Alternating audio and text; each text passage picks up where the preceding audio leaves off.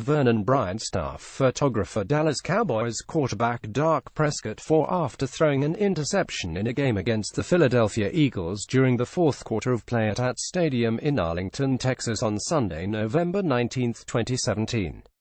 Vernon Bryant, The Dallas Morning News, Arlington. This was not a night to leave at Stadium discussing that would you rather have Carson Wentz or Dak Prescott debate. It will be at least next season before there is any reason to have it again. The Cowboys' defense did a more than adequate job keeping the Eagles' second-year quarterback under wraps for 30 minutes. But while he got loose in the second half of a 379 Philadelphia blowout, pressing Prescott just kept getting worse and worse.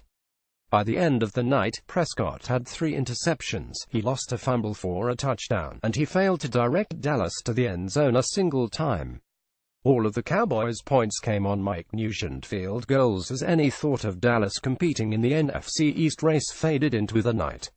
While the '92 Super Bowl shams were honored and Cowboys owner Jerry Jones received his Hall of Fame ring at halftime, the game served as a reminder that the Cowboys, a quarter of a century removed from that Super Bowl glory, will be fortunate to finish above .500. At 55, the Cowboys are 4 games behind the Eagles, and no matter the outcome of Monday's Atlanta-Seattle game, Dallas will be 6th in line for the 2 wildcard spots in the NFC. This was Prescott's worst night as a pro. While 2 games against last year's NFC shams Falcons and the team with the NFL's best record Eagles make a small sample, life without Ezekiel Elliott has proved quite unpleasant for Dak. In Atlanta, the Cowboys' only touchdown came on a Prescott run in a 277 loss in which he was sacked 8 times and lost 2 fumbles. Before the national Sunday night TV audience, Prescott turned the ball over 4 more times. Some decisions he made with the football hurt us, Cowboys coach Jason Garrett said. He's a competitor, he'll keep fighting. Prescott grew defensive when asked about his risky throws.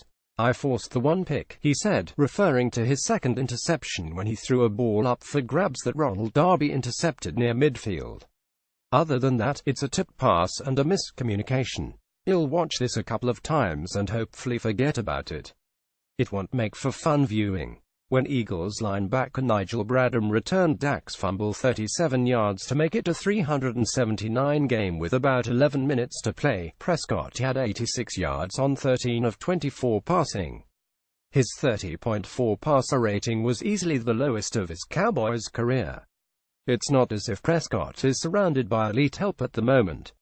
And tackle Tyron Smith missed his second straight game. But Alfred Morris finished with decent running stats, 17 carries for 91 yards against the number 1 run defense in the league, and that should have set up the passing game for some measure of success. It didn't happen. 2 losses are not enough to tell us that this team is all about Zeke. Dak did enough as a rookie to establish his importance in Dallas' 133 ride. But if he can't find a way to move the team with consistency, to stop forcing dangerous throws that never seem to trouble him in his first season and a half as a pro, then this team won't stop losing games without Elliott. And he doesn't return until Christmas Eve. A year ago was Wentz's time to struggle. The second pick of the 2016 draft, taken 133 spots before the Cowboys called Prescott's name, Wentz appeared limited as the Eagles finished last in the East. But with improved receivers and backs around him, Wentz has taken a major leap forward. He threw 2 touchdown passes Sunday night, was great at converting 2-point conversions after the Eagles lost kicker Jake Elliott to a concussion, and was never sacked, which is not to say he wasn't pressured. Wentz made great throws under duress. Prescott was unable to match him and will now have a short turnaround before facing the Los Angeles Chargers, who intercepted Buffalo rookie Nathan Peterman 5 times Sunday while scoring 54 points. 1 touchdown and an average of 8 points per game without Elliott is about 20 short of what this team needs to succeed. 6 turnovers and 12 sacks in 2 games are the kinds of numbers one might expect from a low draft pick, but not from the man who was intercepted just 4 times in 16 starts as a rookie. This wasn't really Wentz versus Dak, because this was a superior Eagles team, one that has had plenty of injuries on its own, beating up on what is clearly a very average Cowboys team. Maybe it's as simple as having Zeke back in the fold to revive the Dak versus Wentz debate in 2018. But it's probably more than that. and it sure felt like an out-of-place discussion Sunday night.